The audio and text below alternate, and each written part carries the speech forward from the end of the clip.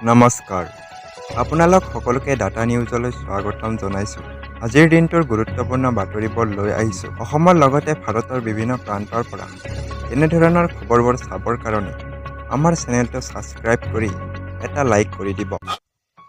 অংগনবাড়ী কৰ্মীসকলৰ বাবে আহিছে ভাল খবৰ।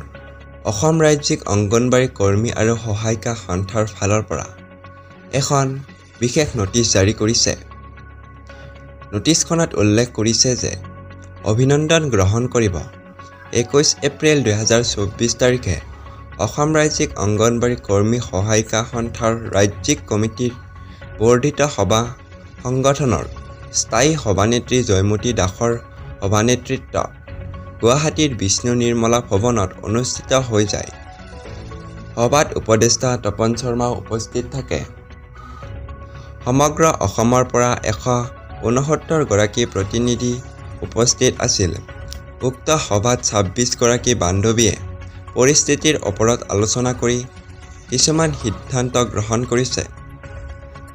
আজিৰ সভাই সৰ্বসন্মতিক্ৰমে অসমৰ মাননীয় মুখ্যমন্ত্ৰীয়ে CITU ত্যাগ কৰাৰ যি আহ্বান দিছে তাক সম্পূৰ্ণৰূপে অগ্ৰাহ্য কৰে। মুখ্যমন্ত্ৰীৰ এই মন্তব্য প্ৰকৃততে অসমৰ অংগনবাড়ী কৰ্মী আৰু সহায়িকাসকলৰ মাজত বিভাজন সৃষ্টি কৰা এক কুটিল ৰাজনীতি। সেয়েহে ৰাজ্যিক সন্থাই স্পষ্টভাৱে জনাই দিয়ে যে মুখ্যমন্ত্ৰীয়ে CITU নামানে নাই, কিন্তু বিভাগীয় সঞ্চালকৰ প্ৰস্তাৱ অনুসৰি চৰকাৰে জাননী প্ৰকাশ কৰক। 1999 চনৰ পৰা অসমত গঠিত হোৱা প্ৰতিখন ৰাজ্য চৰকাৰৰ লগত আলোচনা কৰিয়েই ৰাজ্যিক সন্থাই কেইবাটাও দাবী আদায় কৰিছে।